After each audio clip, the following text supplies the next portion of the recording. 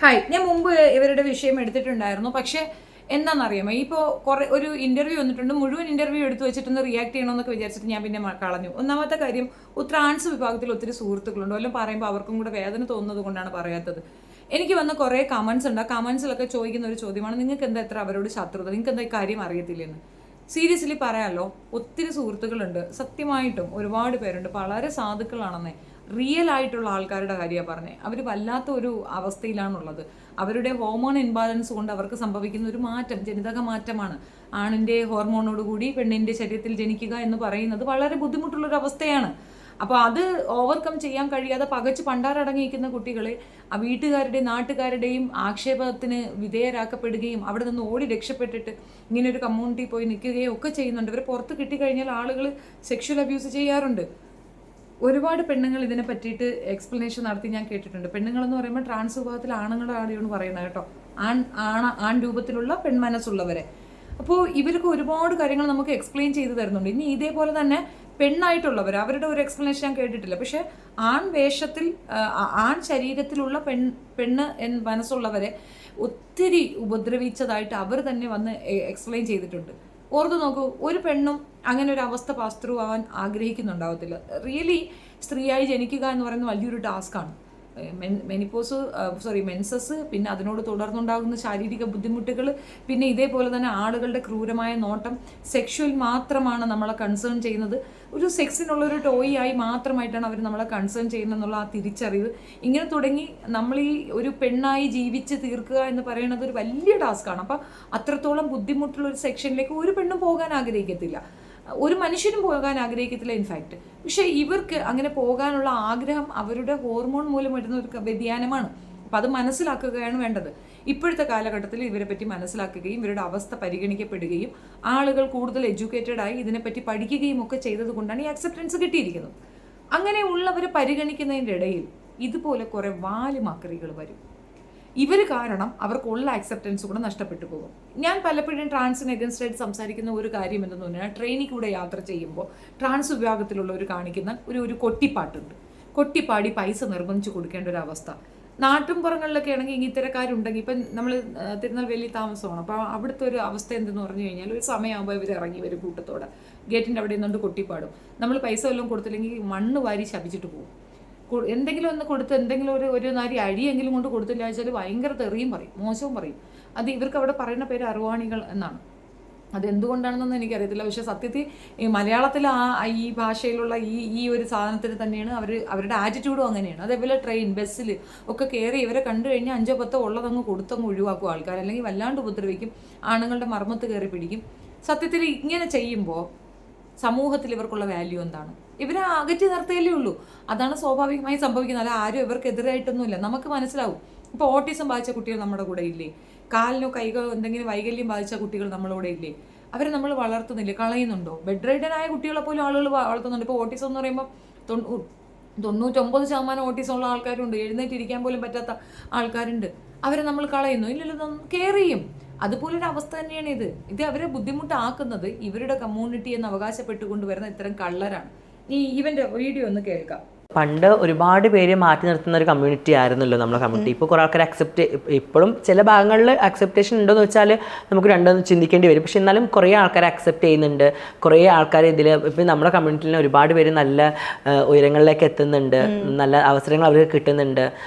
ഒരുപാട് പേര് നല്ല മുന്നേറി വരുന്നത് കാണുമ്പോൾ ഭയങ്കര സന്തോഷവും ഹാപ്പിനെസ്സും തോന്നാറുണ്ട്. ഈ പറഞ്ഞ കാര്യത്തിൽ ഞാൻ യോജിക്കുന്നത് ശരിയാണ്.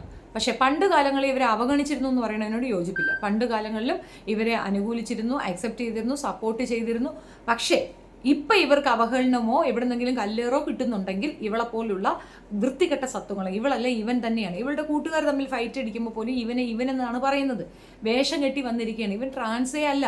ഇനിയിപ്പോൾ ഇതിൻ്റെ താഴെ കുറേ എണ്ണം ഇവൻ്റെ സപ്പോർട്ടീവ് ഉള്ളവർ വന്നിട്ട് കമൻറ്റ് അങ്ങോട്ട് അവൻ ട്രാൻസ് ആണ്, സർട്ടിഫിക്കറ്റ് കാണിക്കാൻ പറയുന്നത് അടുത്ത്, സർട്ടിഫിക്കറ്റ് കാണട്ടെ ഞാൻ, എന്നിട്ട് ഞാൻ വിശ്വസിക്കാം. അത് മാത്രമല്ല, ഒരു പെൺകുട്ടിയെ വിവാഹം കഴിച്ച് ആ പെൺകുട്ടിയുടെ ജീവിതം നശിപ്പിച്ചവനാണ്. അപ്പോൾ അത്രത്തോളം ഇപ്പം ചെറിയ പ്രായത്തിൽ തൊട്ട് നമുക്ക് ഒരു ഐഡന്റിഫൈ ചെയ്യാൻ പറ്റും. സ്ത്രൈണത കൂടുതലുണ്ടായിരിക്കും, സ്ത്രൈണത കൂടുതലുണ്ടാവും, പെണ്ണുങ്ങൾക്കിടയിൽ കിടന്ന് ഞൊഴയുന്നത് കാണാം. അപ്പോൾ തന്നെ നമുക്ക് കൂടെ നിൽക്കുന്നവർക്ക് മനസ്സിലാവും, വീട്ടുകാർക്ക് എന്തായാലും ബോധ്യപ്പെടും.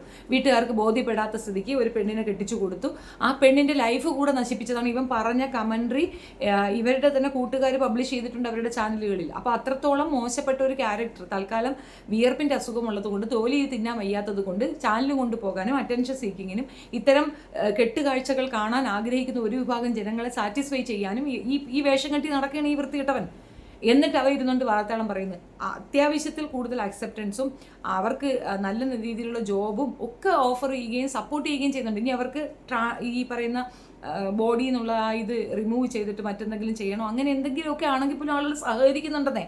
പക്ഷേ കഴിഞ്ഞ 2-3 വർഷമായിട്ട് ഭയങ്കരമായിട്ട് ഇവറ്റകളോട് പുച്ഛവും വെറുപ്പും അറപ്പും തോന്നുന്ന കണക്കുള്ള പ്രവർത്തികൾ ഇവറ്റകൾ സോഷ്യൽ മീഡിയ വന്ന് കിടന്ന് കാണിച്ചിട്ട് കിട്ടുന്നുണ്ട് ഇവർക്ക്. അത് വേറെ ആരുടെയും കുറ്റമല്ല, അവർ തന്നെ ഉണ്ടാക്കിയെടുത്തൊരു കുഴപ്പമാണ്. അത് അവർക്ക് മനസ്സിലാകാത്തത് കൊണ്ടാണ്, മനസ്സിലാവാത്താണ് അഭിനയിക്കുന്നതാണെന്ന് അറിയത്തില്ല. ഏതായാലും ഈ പറഞ്ഞ കൂട്ടുകാരൻ്റെ പ്രശ്നം പറഞ്ഞുകൊണ്ട് കുറേ വീഡിയോ ഞാൻ ഇട്ടിരുന്നു. എനിക്കതിൻ്റെ ഒന്നും ഡെപ്ത് അറിയത്തില്ല, അതുകൊണ്ട് ഞാൻ അതിനെപ്പറ്റി കൂടുതൽ പറയുന്നില്ല. ഒരു അമ്മ വന്ന് പറയുമ്പോൾ അമ്മയ്ക്ക് ബോധ്യപ്പെട്ട ഒരു കാര്യമാണല്ലോ മകൻ അങ്ങനെയല്ല എന്ന്.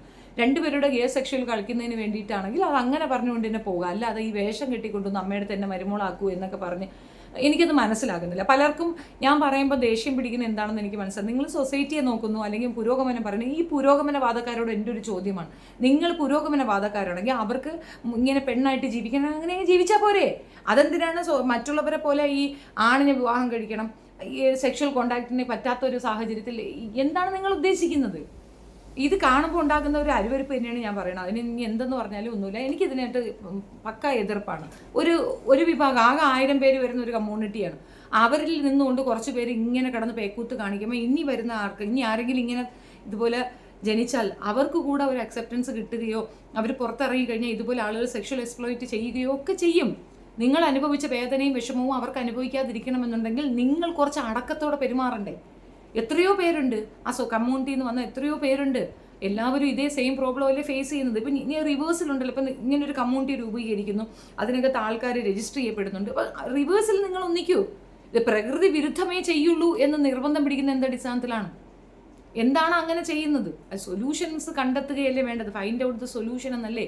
അതിന് പകരം ഉള്ള സാധനം വലിച്ചു കീറി ദൂരെ കളഞ്ഞ് അവിടെ വേറെ തുന്നി പിടിപ്പിച്ചിട്ട് എന്താണ് നിങ്ങൾ ഉദ്ദേശിക്കുന്നത്? എനിക്ക് മനസ്സിലാവുന്നില്ല, എനിക്കറിയില്ല അതിനെപ്പറ്റി. അതുകൊണ്ട് ഞാൻ ഡെപ്തിൽ അതൊന്നും പറയുന്നില്ല. പക്ഷേ ഇത്തരക്കാർ കാരണമാണ് ആ കമ്മ്യൂണിറ്റിക്ക് അവഹേളനം നേരിടുന്നതെന്ന് മാത്രമാണ് എനിക്ക് മനസ്സിലായിട്ടുള്ളത്. അല്ല നമ്മളാരും അവരുടെ ശത്രുക്കളല്ല.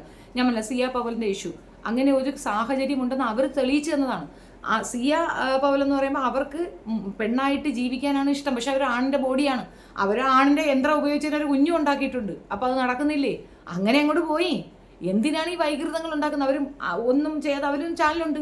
അവർ മറ്റുള്ളവരെ വെല്ലുവിളിക്കുന്നുണ്ടോ? ഇല്ലല്ലോ. അവരന്തസ്സായിട്ട് ജീവിച്ചു പോകുന്നില്ലേ? അവർക്ക് അങ്ങനെ ഒരു ഇതുണ്ടെങ്കിൽ ആ റിവേഴ്സ് എഫക്റ്റിൽ നിങ്ങൾ ജീവിച്ചു പോകും. ബട്ട് എന്തിനാണ് ഈ വലിച്ചു പറിച്ച് ദൂരെ കളഞ്ഞിട്ട് ഈ പേക്കൂത്ത് കാണിച്ചിട്ട് കുഴഞ്ഞാടി? സിയ പവലൊക്കെ വളരെ ലിമിറ്റായി ഡ്രസ്സ് ധരിക്കുന്നവരാണ്. അവരുടെ ആ അവസ്ഥ മനസ്സിലാക്കിക്കൊണ്ട് തന്നെ അവരുടെ ശരീരം അങ്ങനെ തന്നെയാണ് അവർ കീപ്പ് ചെയ്യണം. അല്ല ഇതുപോലെ ഓവർ ചാന്തും വാരി തേച്ച് ചാന്ത് പൊട്ടെന്ന് കേൾക്കുന്നത് നിങ്ങൾക്ക് എന്ത് സന്തോഷമാണോ? ഒക്കെ അറിയാത്തതുകൊണ്ട് ചോദിക്കുന്നത്. അതുമല്ല, സ്ത്രീ എന്ന് പറഞ്ഞാൽ ഓവർ മേക്കപ്പ് ഇട്ടുകൊണ്ട് തുള്ളിക്കളിച്ച് നടക്കുന്നതാണ് സ്ത്രീ എന്ന് പറയുന്നത്. സ്ത്രീകൾക്ക് അപമാനമാണ്. ഏത് സ്ത്രീയാണ് അങ്ങനെ നടക്കുന്നത്? മേക്കപ്പ് ഇടുക എന്ന് പറയുന്നത് അത്യാവശ്യം മേക്കപ്പ് ഇടുന്നത് ഓക്കെ, സമ്മതിച്ചു കൊടുത്തു, അത് മാത്രമാണ് ജീവിതം എന്നുണ്ടോ? കുറേ കളർഫുൾ ആയുള്ള ഐറ്റം വാരി ഇട്ടിട്ട് ഒരു ലൈഫിൽ ഒരിതുമില്ലാതെ ഇങ്ങനെ നടക്കുന്നത് വെറും സെക്സിന് മാത്രം നടക്കുന്നതാണോ പെണ്ണുങ്ങളെന്നാണ് ധാരണ? അത് കാണുമ്പോഴാണ് വല്ലതൊക്കെ പറഞ്ഞു പോകുന്നത്.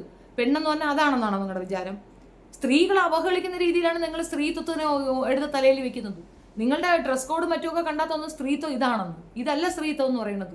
സ്ത്രീ എത്രത്തോളം ശക്തിയാണെന്നും അവർക്ക് എന്തെല്ലാം സൊസൈറ്റിക്ക് കൊടുക്കാൻ പറ്റുമെന്നുള്ളതൊക്കെ നല്ല അങ്ങനെ ജീവിക്കുന്ന കുറേ സ്ത്രീകളെ കണ്ടുപഠിക്കേണ്ടതാണ്. അതിന് പകരം ഈ പേക്കൂത്ത് കാണിക്കലാണ്. സത്യം പറഞ്ഞാൽ അരിശം കൊണ്ടാണ് ഓരോന്ന് പറഞ്ഞു പോകുന്നത്. Thank you.